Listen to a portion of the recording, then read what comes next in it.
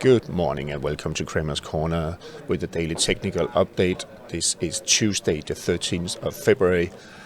The day after, market spiked a little bit higher in the US but ended on a slightly negative note. It could be a top and reversal pattern in development.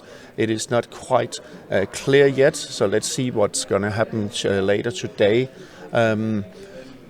So let's talk about that tomorrow. But this was not a happy candle, to be honest. So let's see if we can get a little bit of a correction in the market. We have also the Nasdaq 100 spiking a little bit higher, but ended almost 0.5% down. And as you can see here, we still have divergence on the RSI, indicating that this uptrend is a little bit stressed, and we should have a correction hitting the market fairly soon.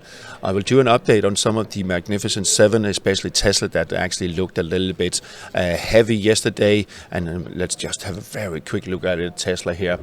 Let's see, come on, let's get an update. Right there we are. See, it got rejected just below the 195 key resistance level here, and it seems like we are resuming downtrend. We had the RSI 40 threshold being rejected, and we could see lower levels. So it doesn't look too good for Tesla. That really needs to close this gap there, and we could be destined for 152 levels. So that could really drag on the market.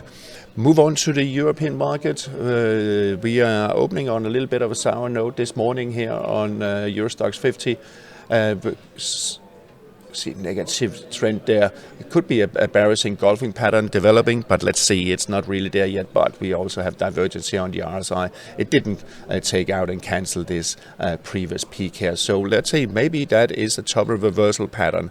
DAX still struggling around the 17,000, closed above a couple of times, but can't really follow through and losing momentum. On the on the AEX Amsterdam, that actually spiked a little bit higher yesterday, or moved higher a little bit yesterday above the 853 target level, but seems like it's not that happy today, with almost 0.9% lower at the moment. But still a lot of buying, and there's no divergence here, so we could see a correction and then a next move up, but still very stretched like the other markets. A market that is not stressed is the Belgian market, despite breaking above its upper falling trend line. Still room up to 37.42 resistance, and possibly higher if it closes above that. But let's see. But for now, a little bit of a setback could be seen. So it's a little bit contrarian to the other markets there on the Belgian market. CAC 40. The bearish engulfing pattern here, top and reversal, still intact. It hasn't been taken out, and it needs to take out. Let's just do a horizontal line there. It really needs to take out that 77.03 peak there. Otherwise, it is still in play.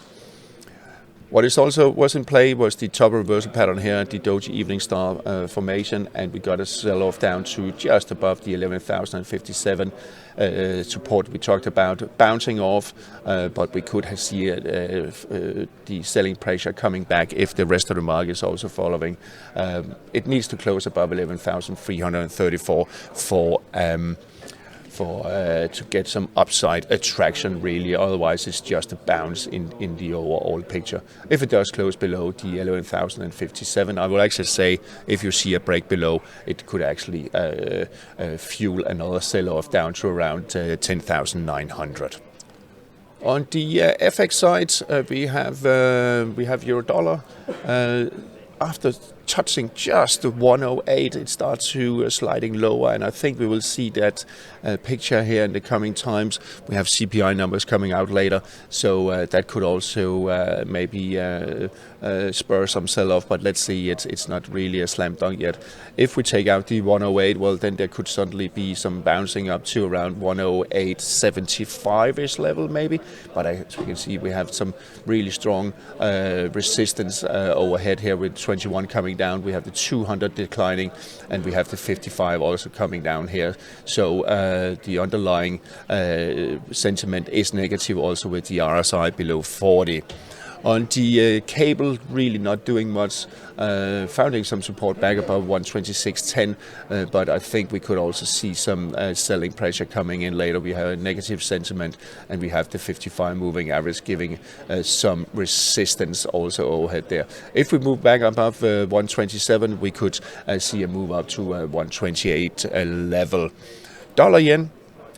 And it seems like it's now trying to test the 149.75, very close to at least. And I think it could be tested later today, this resistance. If it breaks through, well, then there's room up to 152. If it gets rejected, then it could slide back below 148.80 again. Euro-yen also hovering around its resistance level there at 161 and this 786 retracement. So can't really get away from it. So let's see if it can today. And we also need the RSI to close above 60. Then we are confirming uptrend. Also yen still needs to break above this 97.85. Sterling yen has, as we speak, has broken above the resistance here just around 189, and if that can follow through, which I believe it can with the RSI indicating higher levels, well, then there's a move to 190, 191, possibly a little bit higher in this area here around 191.70 level. Dollar Canada still in this range we talked about yesterday, not really doing much. I want to see a breakout from this level, 135.45 and 133.60 level.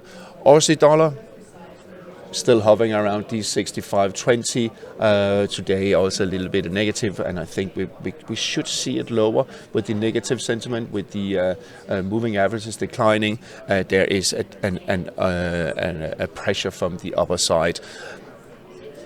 Dollar index can't really get away from the 104.27, but if we get your dollar lower and the other markets also, the other pairs also moving, well, then we should see dollar index higher with a positive RSI sentiment above all the moving averages and above the cloud, so we should see it higher here in coming days. Gold is still a little bit boring. But it is below 55 moving average, and it seems a little bit heavy at the moment. Could test the 2000 level, but here we have the 100 moving average coming up. So I think it's still being locked in between this resistance level at 2065 and 2000, but a little bit to the lighter side. The silver spot that bounced off was actually before it actually could touch the 2190 support, but it has some really strong overhead resistance with the 55, 100 and the 200 moving average coming down.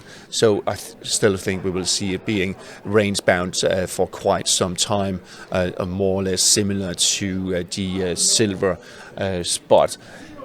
Copper bounced strongly yesterday and following through today back above the 372 level, but as we see here, it is still to the heavy side. We have 100 moving average. Let's zoom in a little bit.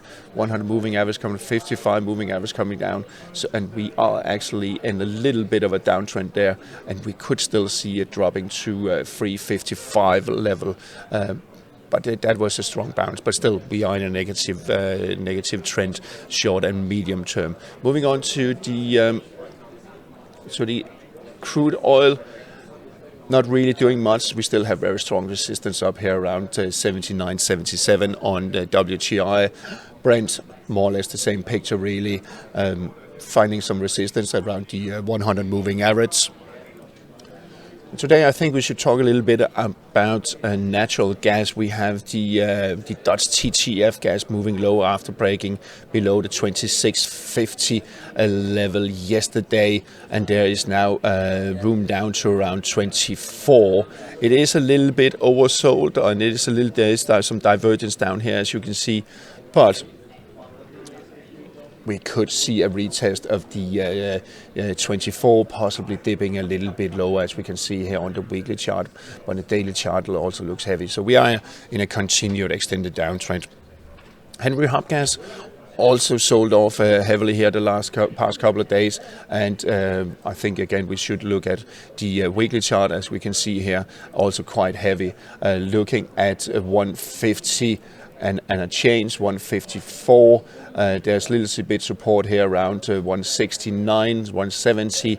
It's likely to be tested, but it looks fairly heavy. I don't think we will move down to $1, but it is quite heavy. If you look back last week, I actually did an in-depth analysis on the gas and oil markets, so you can still check that out. On the US 10-year Treasury yields, yesterday, very close to, again, 119.60, which is actually the level, but I'm saying 120, and it seems like we are testing again today, but the RSI is still below 60. We need a break above, and we need a close above the 60 RSI for upside momentum to the US Treasury yields. And if it does happen, then we will see move up to 438. We could see that quite fast.